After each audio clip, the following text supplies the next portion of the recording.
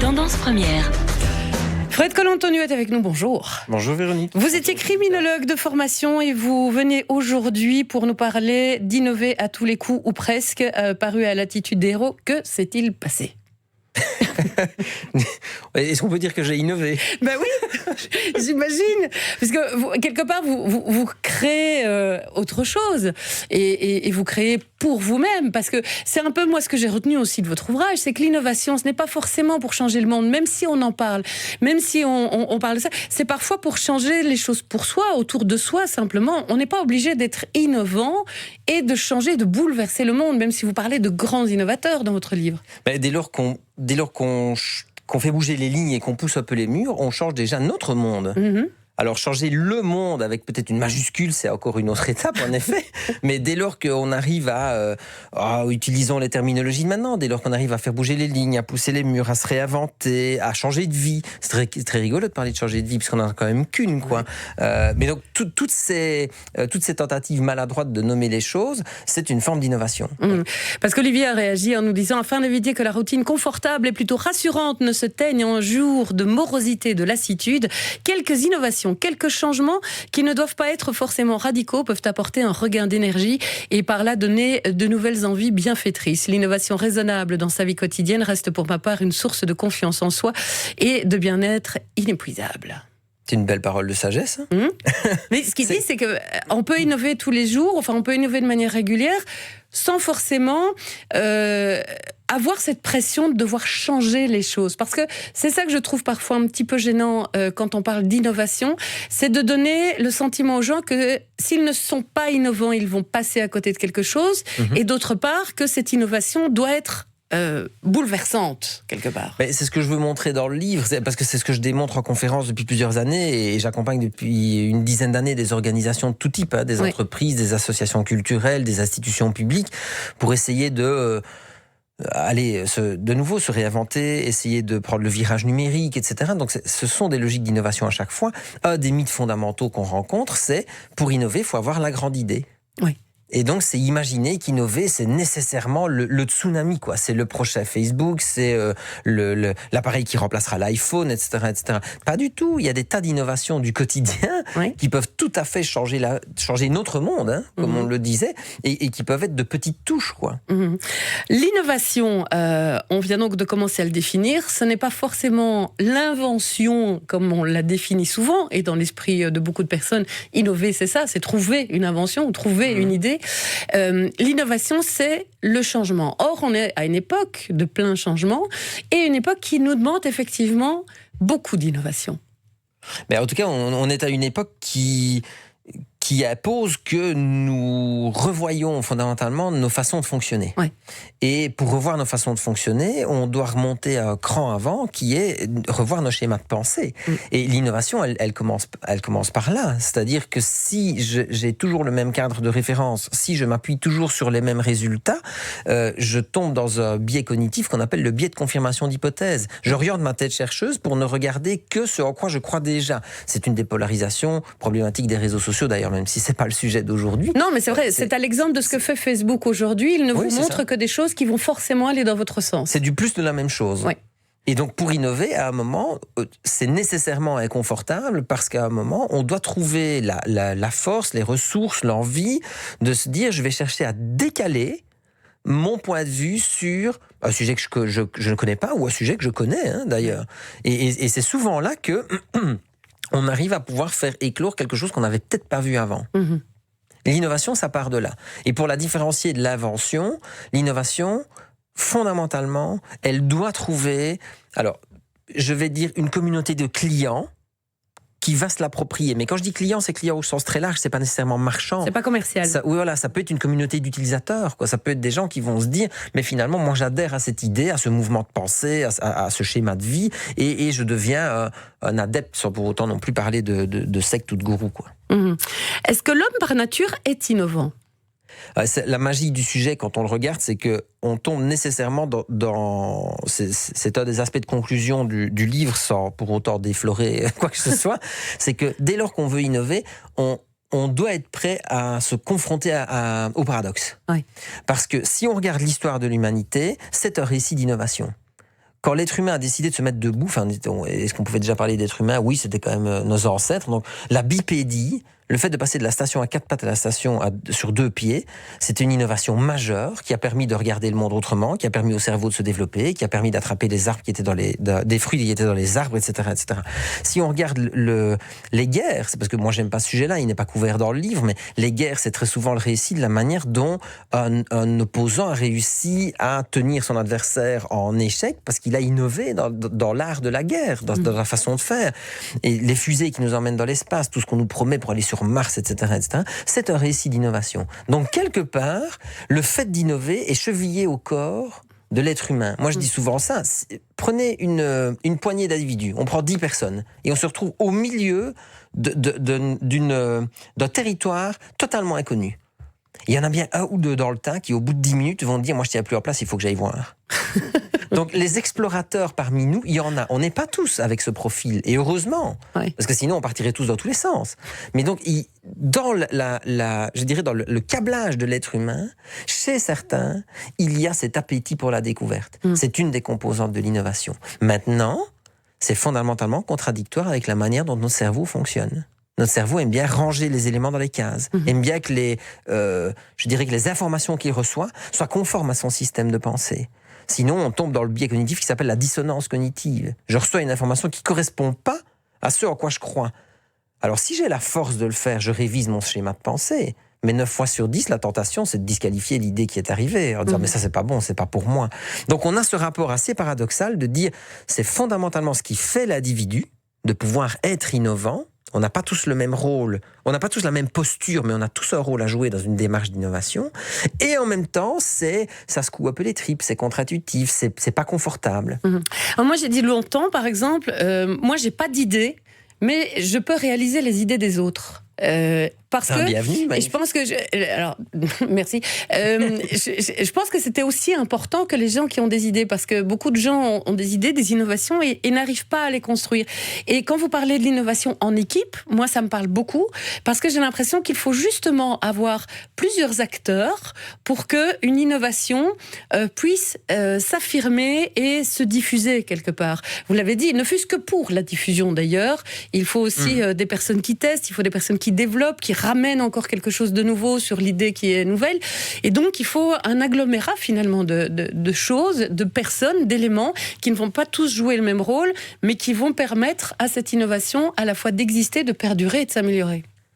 Le pire aujourd'hui, c'est le mythe du génial innovateur qui, dans son coin, comme par magie, a un moment l'éclair de génie. Oui. Ça n'existe plus. Les enjeux du monde d'aujourd'hui, la rapidité avec laquelle les choses se passent et l'accélération globale des défis que nous devons relever font que, en fait, c'est même pas ça. Je me demande s'il existe une innovation isolée. Parce que de toutes les recherches que j'ai menées, systématiquement, il y a plusieurs acteurs qui sont impliqués. Alors souvent, oui, la mémoire collective va retenir la figure emblématique. Oui, et va retenir une personne, Graham Bell pour le téléphone, alors qu'en fait c'est pas lui, il y a une dispute de brevet, là c'est pas le premier. Bon, voilà. Mais Fleming pour la pénicilline, par exemple. Fleming pour la pénicilline, c'est aussi un excellent exemple, où en fait c'est pas lui, et donc d'ailleurs quand il a été associé au prix Nobel, il a été très contesté, lui, parce qu'on a dit ouais mais son apport était mineur finalement. Et l'histoire, les livres, les médias même, et l'inconscient collectif retient une figure. Non, la réalité des faits est celle-là. Et je tiens vite à dire ceci, avant de continuer, c'est que même si les personnes qui nous écoutent sont toutes seules, si elles entreprennent seules, imaginons qu'un auditeur ou une auditrice qui vient de lancer son projet, elle a créé son emploi ou autre, quand on dit innover en équipe, ça ne veut pas dire avoir du personnel, ça veut juste dire avoir la disposition d'esprit d'aller chercher autour de soi des gens qui ont un profil, et alors là c'est une erreur que moi j'ai commise, c'est d'aller chercher des gens qui ont un profil non pas similaire au mien, mais complémentaire au mien. Oui. Donc je dis pas en opposition complète non plus, sinon on part dans des rapports conflictuels. Bon, il y a des gens qui restent mariés une vie comme ça, hein, c'est pas le débat. Mais c'est plutôt d'être conscient des différentes grilles de lecture qu'on doit mettre autour de la table pour faire en sorte que finalement ça percole, quoi. Et là-dedans, on se rend bien compte qu'avoir l'idée n'est plus nécessairement le problème. Alors, on va naviguer dans votre ouvrage, on ne va pas le disséquer. Juste préciser aux auditeurs que vous revenez évidemment sur les éléments fondateurs d'une innovation. Vous revenez sur des profils d'innovateurs. Et on va quand même en reparler d'un de ces profils parce que il m'a beaucoup interpellé, celui-là. L'aventurier Non, le sceptique. Je ne m'attendais pas au sceptique, mais le sceptique, effectivement, m'a finalement beaucoup parlé aussi et m'a inspiré pas mal de choses. Vous donnez des exemples, évidemment, vous reparlez de ces innovateurs. Et ça montre aussi à quel point, même si il y a plusieurs acteurs autour d'une innovation, on a toujours besoin d'un exemple, d'une figure qui représente cette innovation, peut-être pour nous inspirer nous-mêmes. Et on va aussi reprendre des témoignages de nos auditeurs qui peuvent toujours nous arriver au 02 737 26 06 ou un message par SMS au 60 31. 10h, 11h30. Véronique Tiberghien sur la première. Alors, reprenons d'abord les messages de nos auditeurs, comme celui de Christian de Dinan qui dit « Je me suis rendu compte à un moment donné que le secteur des cartes postales était assez pauvre en choix et en qualité. J'ai donc démarré ma société d'édition et de création de cartes postales. Tout le monde m'a dit « Mais tu es fou, c'est fini les cartes postales. » Le résultat, ça a été une success story. Je dirais qu'il faut avoir une idée, savoir s'entourer dans un premier temps et puis finir par prendre la décision, y croire et foncer. C'est magnifique, hein, comme... Et alors là, je trouve que ce qui est intéressant chez Christian, c'est que il n'a pas innové la carte postale. La carte postale existait déjà, c'est un objet qui existait déjà. Mais dans son innovation, c'était plutôt de se dire... C'est pas un objet mort et c'est un objet qu'on peut faire revivre ou lui donner une seconde vie.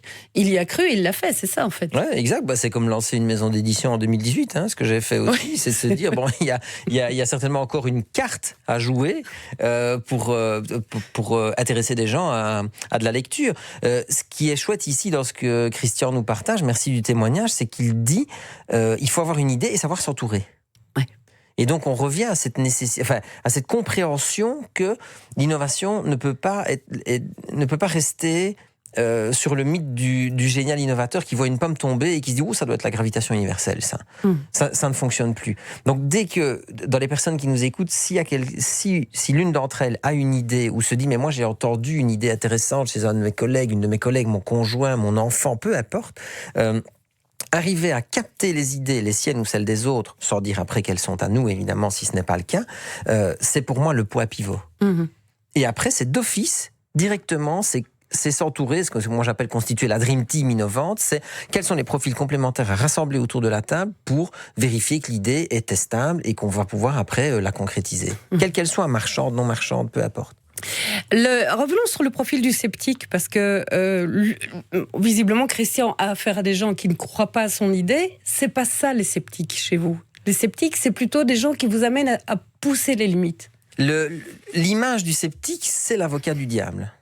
Ça veut dire que les psychologues parlent de préférence comportementale. C'est quelle est, je dirais, par rapport à l'innovation ou à une idée, quel est l'élan spontané avec lequel j'ai tendance à réagir le plus couramment.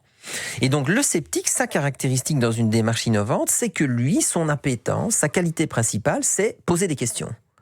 Ça veut dire que lui, avant d'être enthousiaste et de sauter partout, avant de se dire, moi je prends mon bâton de pèlerin, je vais aller la vendre, cette idée, avant de se dire, je vois comment on pourrait faire, le sceptique en premier va dire, moi, j'aimerais bien comprendre les détails, j'ai besoin de plus d'informations sur les contours, sur le projet, sur qui sont les clients de cette innovation-là. Bon. Le grand drame pour lui, et je le vis assez régulièrement dans les organisations que j'accompagne, le grand drame du sceptique, c'est que la plupart du temps, il est confondu avec le cynique.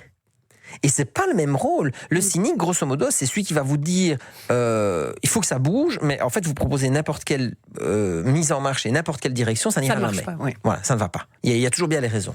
Le sceptique, il faut le voir comme Louis de Funès, quoi. Si vous pouvez regarder à peu près n'importe quel film de Louis de Funès, il râle tout le temps. Il n'a jamais envie, mais il fait quand même. Et c'est ça qui est drôle. Le sceptique en entreprise, potentiellement, c'est à peu près la même posture. Ça veut dire que son enjeu au sceptique, c'est d'être constructif. Et ce que je dis toujours aux sceptiques, s'il y en a qui nous écoutent ici, c'est veiller à faire un travail particulier sur l'emballage de vos questions. Parce que si je suis dans une équipe plus ou moins créative, hein, j'ai des excités du bocal en face de moi, tout le monde est youhouhou, c'est l'innovation, c'est génial, on y va. Et puis moi je lève le doigt pour dire, mes chers collègues, excusez-moi, mais j'ai une question quand même péremptoire qu'il me semble nécessaire de résoudre avant de pouvoir poursuivre notre conversation.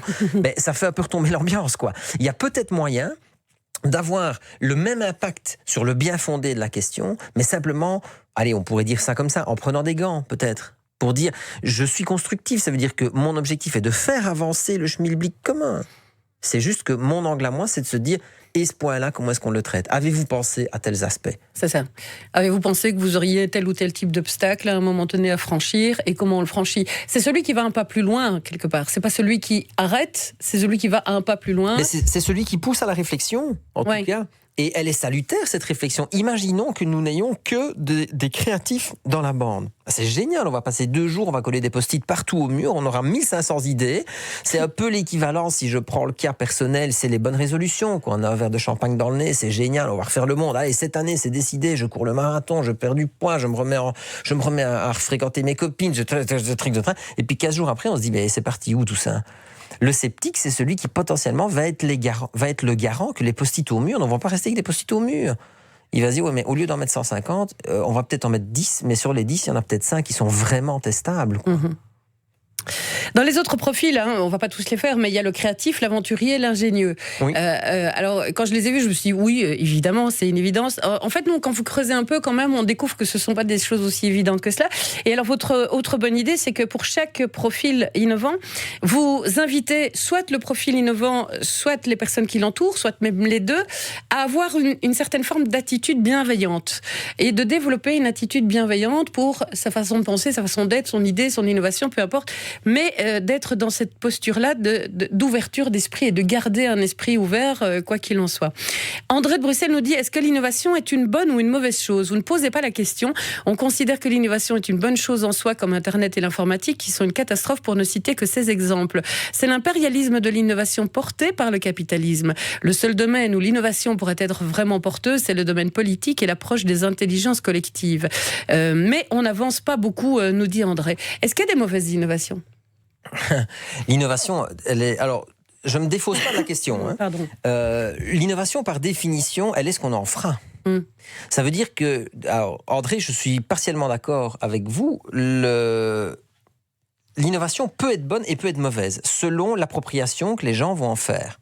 Einstein a été ultra bénéfique pour l'évolution du domaine scientifique. Il n'en reste pas moins qu'il a contribué à mettre au point la bombe atomique. Donc, tout est une question de, je vais même pas dire de mesure, mais d'appropriation de ce qu'on en fait. Et là où je rejoins pas André, c'est que la mise au point du pacemaker, c'était quand même une sacrée innovation positive, quoi. Ça a sauvé des vies. Marie Curie, qui a permis d'étudier le radium, le polonium et de mettre au point la radioactivité, ça lui aura coûté la vie, mais au final, ça a quand même permis d'en sauver beaucoup d'autres.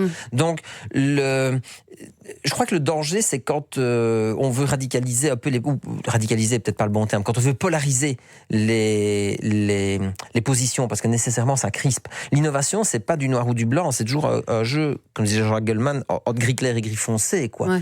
Et donc, à un moment, puisqu'on a vu dans la première partie de l'émission que c'était quand même chevillé au corps de l'individu de chercher à repousser les limites, je dis pas que c'est une bonne chose.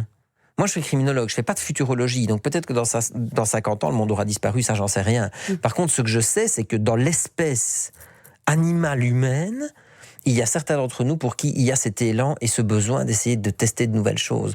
Donc c'est plutôt comment on va essayer de canaliser un peu ça, pour qu'au final on produise plus de bien que de mal, quoi. C'est ça, ça je suis d'accord. Peu importe l'idée, c'est ce qu'on en fera qui va développer ou poser les fondements de l'impact qu'elle aura sur la société. Ce livre-ci arrive un peu comme le frère jumeau de mon livre précédent, qui était Rebondir sur l'échec pour mieux réussir. Mais l'échec, c'est la même chose. C'est pas tellement ce qui arrive qui compte, c'est plutôt ce qu'on va faire avec. Ouais. Et donc l'innovation, c'est la même logique. C'est si je trouve quelque chose, à quel dessin est-ce que je vais l'utiliser.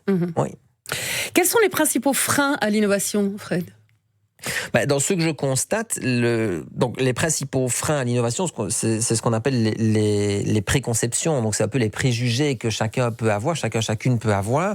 Moi, j'en ai rencontré depuis une dizaine d'années. 6 ou 7 qui reviennent systématiquement. C'est, bon, le premier, l'évidence, c'est on a toujours fait comme ça. Et là où plus le temps passe, plus je suis, je dirais, circonspect ou étonné, surpris, c'est de voir qu'il y a parfois des boîtes qui me payent pour intervenir chez elles.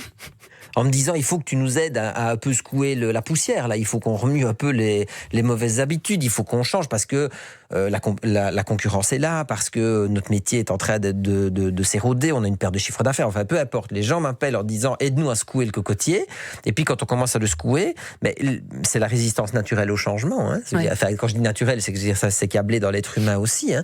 Mais les gens disent, ouais, mais finalement, pourquoi est-ce qu'on ferait autrement? Je dis, mais si, comme vous avez toujours fait, fonctionne très bien, il n'y a pas de raison de changer. Ben non, on sait bien que, mais c'est quand même pas facile. Je dis, mais j'ai pas dit que ce serait facile. Si c'était facile, tout le monde pourrait le faire. Donc, on a toujours fait comme ça, c'est un des premiers freins. Un autre classique, c'est innover coûte cher. Et donc, peut-être, je dis pas oui, je dis pas non. Certaines innovations coûtent très très cher, certaines innovations coûtent presque rien. Je pourrais donner des exemples après si on veut. Innover ne fait pas partie de notre ADN. J'ai ça dans certains corps de métier, par exemple. Ah oui, mais nous, innover, c'est pas pour nous, vous savez. Quand vous avez des comptables ou des avocats qui vous disent innover, c'est pas dans notre ADN, c'est quand même drôle. Parce que donnez-leur une loi ou un nouveau décret qui vient de paraître, ils vont d'office plancher sur la manière de l'étirer au maximum ou de jouer avec les bords. Donc, ils pratiquent l'innovation. De nouveau, c'est pas le prochain Facebook, c'est pas la prochaine innovation technologique, mais c'est de l'innovation managériale, c'est de l'innovation relationnelle, c'est dans la gestion des clients, enfin, peu importe. Tout ça, c'est lié à l'innovation. Qu'est-ce qu'on a d'autre? Pour innover, il faut avoir la grande idée, ça on en a parlé tout à l'heure. Innover nécessairement technologique, ça on l'a tout le temps aussi. Et donc si dans les auditeurs, il y en a qui ne retiennent que ça, qui se disent, tiens, si j'ai décidé de refaire du sport alors que ça faisait 10 ans que j'en faisais plus, c'est de l'innovation. Moi j'ai couru un marathon cette année, je pesais 100 kilos il y a 10 ans, c'était mon innovation à moi cette année, quoi. Tout ça est valable. Et il en reste, me semble-t-il, une majeure qui est, ça ne marchera pas, on a peur, toute l'espèce de pensée globale de toute façon c'est perdu d'avance. Le défaitisme est un adversaire redoutable, colossal et redoutable pour l'innovation. Oui. On a justement Philippe qui nous dit, si effectivement nous sommes l'objet de biais cognitifs liés à nos habitudes et à nos croyances, quels pourraient être les outils permettant d'en prendre conscience et d'en sortir, et de sortir enfin de l'ornière, nous dit Philippe. Moi j'ai réduit, si vous voulez, la présentation de l'innovation à 3 grands temps. Qui se danse comme une valse. Donc le principal piège, je crois, par rapport à l'innovation, c'est de croire que c'est un processus. Et donc on va commencer à la lettre A et qu'on va dérouler gentiment toutes les lettres de l'alphabet jusqu'à la lettre Z. En pratique, c'est pas vrai, c'est le bordel, c'est beaucoup moins linéaire que ça part un peu dans tous les sens. C'est pour ça que sur la couverture du livre, on a une espèce de bulbe là, avec des idées qui pétillent dans tous les coins. Dans cette logique-là de valse, le premier temps, c'est la transgression.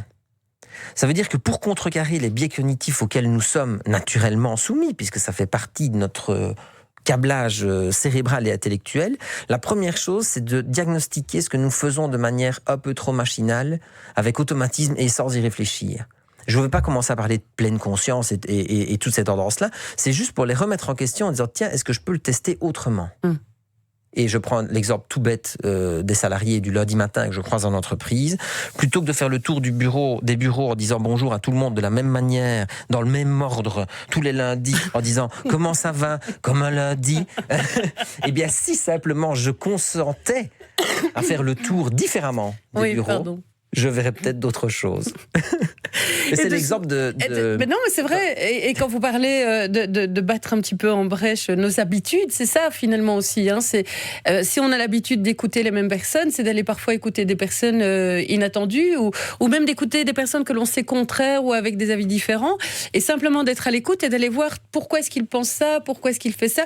Et c'est parfois s'ouvrir aussi à de nouvelles choses sans forcément mettre à mal ses convictions ou de ce genre de choses. 10h, 11h30. Tendance première. Véronique Tiberghien. Natacha également nous a envoyé un message. Alors, je suis désolée Natacha, je ne vais pas pouvoir tout lire, mais je reprends votre expérience personnelle. Pour ma part, je me suis demandé à 45 ans où en étaient mes rêves de jeune, au milieu des gens qui ont renoncé aux rêves et aux fantaisies. Et j'ai décidé de revivre mon rêve de 20 ans où nous étions partis à 2 filles en voiture depuis l'ULB jusqu'en Chine, puis rentrer au Tibet en fraude, cachés dans des camions et traverser tout l'Himalaya avant de passer dans les jungles d'Asie et du Sud-Est. Je repars donc en juin 2020, mais en vélo. Parce que le monde a évolué, il nous faut moins de voitures, moins de pollution solutions. En tout cas, c'est ce que je prône. Donc, je vais tester cette simplicité sur moi-même. L'innovation, c'est oser rêver encore malgré la vie quotidienne qui nous met dans des cases où l'on s'adapte tant bien que mal. Innover, c'est juste oser faire différemment. Et que dire de plus? Mais rien, je pense que... On y est. Hein, voilà. Mais ça me fait très plaisir de voir que les auditeurs comprennent bien l'intention qui est dans le livre, parce que je dois vous avouer que c'est peut-être le premier dans ceux que j'ai écrit où je me suis dit, est-ce que je serais bien compris sur l'intention? Justement, est-ce que les gens comprendront que ce livre, c'est innover, c'est innover au travail et c'est innover dans sa vie aussi. C'est pas juste se dire comment est-ce qu'on va commercialiser un nouveau produit, quoi. De façon, c'est même pas ça en fait. Le bouquin ne parle pas de ça. Non, j'ai pas eu la sensation que vous parliez que du boulot. Moi, j'ai ça vraiment pour tous les domaines de la vie aujourd'hui. On y passe tellement de temps au boulot que moi, c'est à travers ce prisme-là que je contribue à faire changer les gens. Mais l'exemple que Natacha donne est tout à fait pertinent. Hein. Et elle l'adapte en plus aux circonstances actuelles. Et je crois que si chaque auditeur comprend qu'on n'est pas tous égaux par rapport à l'innovation, mais on a tous un rôle à jouer. Il y a déjà beaucoup qui peut se produire. On va arriver en période de fin d'année, là, on va prendre des tas de résolutions. Moi, je préférais que les gens en prennent une seule, mais qui s'y tiennent. Elle peut être petite, c'est peut-être pour démarrer, c'est remettre quelque chose en marche, mais les personnes qui nous écoutent et qui ont perdu cette espèce d'étincelle, là, si dans ce qu'on se raconte, il y a quelque chose qui leur donne envie de se dire, ça, je voudrais peut-être bien, mais commençons par le « je voudrais peut-être bien ». Et le « mais », essayons de l'avoir avec les profils complémentaires, de se dire « ok, qui autour de moi va pouvoir m'aider à avoir les briques que je n'ai pas, les as dans la manche qui me font défaut ». C'est comme ça qu'on finit par y arriver. On est son propre frein, souvent, à l'innovation. On parlait des freins tout à l'heure, à l'innovation. On est son propre frein. Oui, l'attitude des héros, ça existe pour dire aux gens vous pouvez devenir votre propre héros. Donc, dans un monde dans un monde perdu, nous sommes nos premiers repères. Et donc, le pari sur l'incertain, moi j'ai décidé de le miser sur le positif. C'est pour ça que j'ai quitté la criminologie classique. Sinon, je serais toujours à analyser les délinquants, la déviance, et ce qui fait que l'être humain va mal et que ce monde tourne de travers. Je caricature très fort, mais schématiquement, c'est quand même ça. Mais vous auriez pu innover en criminologie, en vous servant de ces analyses. Bon, on parlait tout à l'heure de Facebook, où on disait Facebook, finalement, est l'exemple qui vous ramène dans votre propre centre d'intérêt et donc utilise finalement vos biais cognitifs. Mais les data analystes d'aujourd'hui, leur défi dans l'innovation, c'est justement peut-être de se servir des data pour ouvrir les portes et ouvrir les champs et justement nous faire sortir de nos biais cognitifs plutôt que de nous y laisser pour des raisons la plupart du temps commerciales d'ailleurs. Mais quand on vous dit on va analyser ce que vous faites pour essayer de mieux comprendre et vous offrir ce que vous voulez, mais je n'ai peut-être pas envie qu'on m'offre ce que je veux, mais qu'on m'offre des choses nouvelles justement. C'est ça un peu ce que les gens veulent aujourd'hui. Moi je dirais deux choses par rapport à ça. La première, c'est que en effet, un des enjeux, c'est de garder une ouverture d'esprit. Et ça, c'est quelque chose que les business analysts, data analysts sont occupés à essayer d'intégrer dans les algorithmes, mais c'est forcément plus flou que de faire du renforcement de ce qui fonctionne déjà, donc du plus de la même chose. La deuxième difficulté, c'est que quand on vient à des traits j'allais presque dire de caractères qui sont fondamentalement humains, on peut pas tout coder dans des algorithmes. Et donc la capacité à créer la surprise, le fait de suivre son intuition, ça rentre pas dans des tableurs Excel. Et donc ça, à un moment, c'est ce que je m'évertue à véhiculer comme message dans les organisations, c'est que la machine a été créée par l'être humain pour lui faciliter la vie. Mais il y a eu un point de bascule à un moment qui fait que maintenant, nous sommes conditionnés à essayer de nous comporter comme des machines. Et là, ça ne va pas. Elle a été créée pour nous faciliter la vie et pas pour nous la guider. Exact. C'est pas oui, mais quand vous voyez toute la manière dont même la terminologie que nous utilisons est empruntée au domaine informatique, on dit qu'on peut reprogrammer son cerveau aujourd'hui. Allez-y, moi je voudrais bien voir qu'on déplugue et qu'on replugue. J'aimerais bien voir. On dit qu'on doit être la meilleure version de soi-même, comme si on était des logiciels. Je pense que l'être humain est plus nuancé que ça. Je pense que l'être humain est plus profond que ça.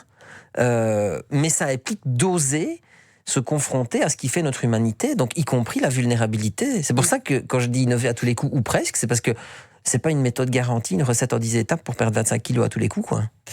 Un message qu'on a reçu, c'est une personne, alors je suis désolée, je ne retombe plus dessus, mais de souvenirs. La personne expliquait que si on parle d'une idée ou d'une innovation à quelqu'un, c'est le risque de se la faire piquer. Si on n'en parle pas, c'est le risque de ne pas pouvoir la développer. Où est le juste milieu? Je pense que c'était un peu formulé comme ça. Oui, mais dans l'écosystème entrepreneurial, le milieu des startups, etc., c'est souvent quelque chose qu'on rencontre. Oui.